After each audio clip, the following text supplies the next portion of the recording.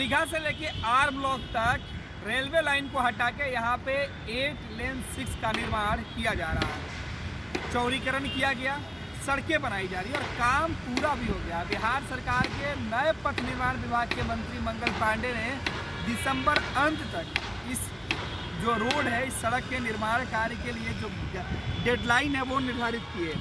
और अब जब पुल पे काम आखिरी दौर पे है, जो बेली रोड के ऊपर से जो गुजरने वाला ये जो ब्रिज है वो बन रहा है।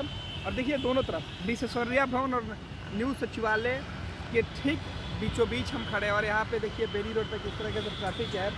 और इस ट्रैफिक से बचने के लिए दीघा से सीधे आर ब्लॉक तक ये जो सड़क है वो जा रही। सड़क पे कई सारे जो पेड़ थे उन्हें काटा गया था और उन पेड़ों को फिर से दूसरे जगह लगाया गया था। ये भी एक प्रयोग किया गया था, जिसको लेके कि उस समय के जो पथ निर्माण विभाग के मंत्री नंदकिशोर यादव थे, उन्होंने बड़ी उम्मीद जताई थी।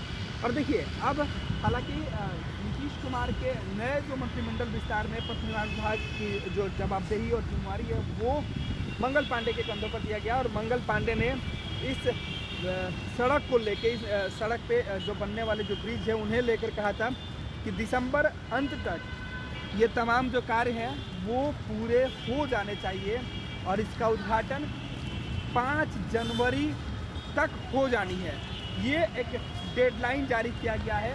और इससे बनाने वाली जो कंपनी है उनका कहना है कि दिसंबर के अंत तक हम पुल पे पूरी तरीके से जो निर्माण कार्य है उसे समाप्त कर देंगे और 5 जनवरी तक उद्घाटन के लिए पुल ये पूरे तरीके से तैयार होकर सरकार को सौंप दी जाएगी। इस पुल के निर्माण में, इस सड़क के निर्माण में, जो सड़क के ऊपर जो पुल बने हैं उसके निर्माण में कई तरीके के विशेष जो तकनीक है उसका इस्तेमाल किया गया है। सड़कों पे खास तौर पे दोनों तरफ से ब्रैकेटिंग कर दिया गया है। लोहे के बड़े बड़े जो ग्रिल है वो लगाया गया है कि एक व्यक्ति या कोई अन्य जो वाहन है वो सड़क पार करने से पहले कोई दुर्घटना ना हो जाए, इसका ख्याल रखा गया। इसलिए ब्रैकेटिंग की गई है, जो लोहे की ग्रिल है वो बनाया गया है। दूसरी तरफ जब इस सड़क पे जो पुल है उसके ऊपर से गाड़ियों का परिचालन होगा तो इस बात का ध्यान रखा गया है, क्योंकि ये तमाम जो निर्माण है वो शहर के बीचों बीच, मोहल्लों के बीचों बीच किया गया है। तो ऐसे में पोल्यूशन पुल के ऊपर से जब गाड़ियाँ गुजरेंगी उसकी आवाज़ से अगल बगल के घरों में रहने वाले लोगों को काफ़ी दिक्कत हो सकती है, इसका ध्यान रखा गया था। लिहाजा जो पुल का निर्माण किया गया उसके दोनों छोर पे जो पोल्यूशन को रोके उसके लिए विशेष तकनीक का जो गार्डर है वो लगाया गया था। तो नॉइज गार्डर उसको बोलते हैं, उसका निर्माण कराया गया था, जिससे कि आवाज़, पुल की जो आवाज़ है, जो उसके ऊपर गाड़ियाँ चलेंगी फराटेदार, उनकी आवाज़ नीचे तक रहने वाले लोगों को सुनाई नहीं देगा। या जो लोग उस पुल के आसपास जिनका घर है, जैसे ये घर है, तो इन तक सुनाई नहीं देगा, इस बात का ख्याल रखा गया था। और इसीलिए कहा जा रहा है कि ये जो पुल सड़क है इसका निर्माण काफ़ी तेज़ी से चल रहा है। और अब दिसंबर के आखिरी महीने में, यानी अब से 10 से लेकर 12 दिन बाद इस सड़क का निर्माण कार्य पूरी तरीके से कंप्लीट हो जाएगा। आखिरी दौर में देखिए काफ़ी तेज़ी से निर्माण कार्य किए जा रहे हैं। और अब दीघा से लेकर आर ब्लॉक जो सड़क है जिसका निर्माण की, जिसकी हम चर्चा कर रहे थे, उसकी तस्वीरें हम दिखा रहे थे। और पूरी जो सड़क है वो बन के तैयार हो चुकी है लगभग। तो जो हम बता रहे थे कि इस सड़क को लेके, कि इसके सड़क के निर्माण को लेके, जो हालांकि बहुत कम समय में यह सड़क बन के तैयार हुई है। आपको याद होगा कि इसी सड़क पे एक रेलवे लाइन हुआ करती थी जिस पे एक ट्रेन महज चला करती थी, और वो भी इसलिए कि ज़मीन पे लोगों का अतिक्रमण ना हो जाए, उसे बचाने के लिए रेलवे को हर दिन लाखों रुपए का नुकसान होता था। लेकिन बिहार सरकार और रेलवे ने आपसी एक साथ मिलके इस सड़क को, जो ज़मीन थी, इसे राज्य सरकार ने अधिग्रहण किया और इस पर सड़क बनाने का निर्णय ली गई। और उसके बाद नंदकिशोर यादव जो पथ निर्माण विभाग के मंत्री थे, उन्होंने बड़े ही उम्मीद के साथ इसका उद्घाटन शिलान्यास मुख्यमंत्री नीतीश कुमार के हाथों करवाया था।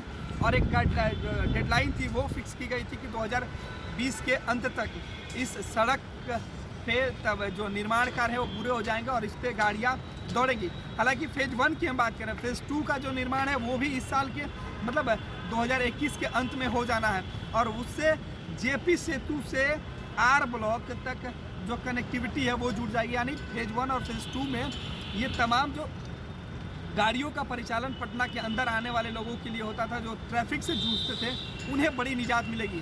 और सबसे बड़ी बात, इस पुल के निर्माण को लेकर यह कहा जा रहा था कि निर्माण भले ही जल्दी किए जाएंगे, लेकिन इस सड़क की जो आयु होगी और इस सड़क पे बनने वाले जो पुल हैं उनकी जो आयु होगी, यानी तकरीबन 500 साल तक इस सड़क पे कुछ नहीं होगा।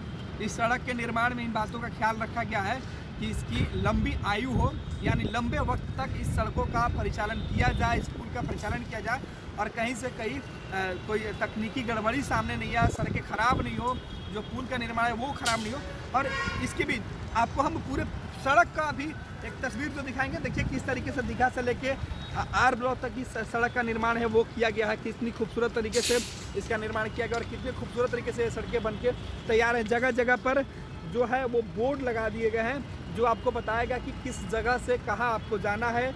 और ये जो बोर्ड है देखिए किस तरीके से पुनाई चौक से लेके बोरिंग रोड तक का जो एरिया है उसको बता रहा है। इसी प्रकार दीघा से लेके जैसे ही आर ब्लॉक आप पहुँचते हैं फेज 1 में, तो उन तमाम जगहों के बारे में आपको बताता है कहाँ से आपको कट लेना और कैसे आप बोरिंग रोड पहुँचिएगा, कैसे आपकी यात्रा सुगम होगी। और पटना शहर में आने वाले लोगों के लिए खास तौर पे उत्तर बिहार से जो लोग आने वाले हैं, जो गांधी सेतु से आया करते थे, वो अगर आप जेपी सेतु चाहते हैं तो उन्हें पटना की जो हैवी ट्रैफिक जो बेली रोड पर मिलती थी या फिर कुर्जी वाले रोड पर मिलती थी, उससे उन्हें निजात मिलेगा। क्योंकि नीतीश कुमार का जो सपना था, उन सपनों में हालांकि इस सड़क के निर्माण में कई जो नाले हैं वो पड़ रहे थे और बहुत मुश्किल से उन सभी का निर्माण किया गया, सभी को रोका गया, फिर उसके लिए एक अलग से मतलब ड्रेनेज बनाए गए हैं। तो कई विशेषता इस सड़क को लेकर और यही वजह है कि नीतीश कुमार के लिए कहा जाता था कि नीतीश के सपनों में एक ये भी सपना था कि अब दीघा से आर ब्लॉक तक का जो सड़क है वो बन के तैयार हो जाए। और नीतीश कुमार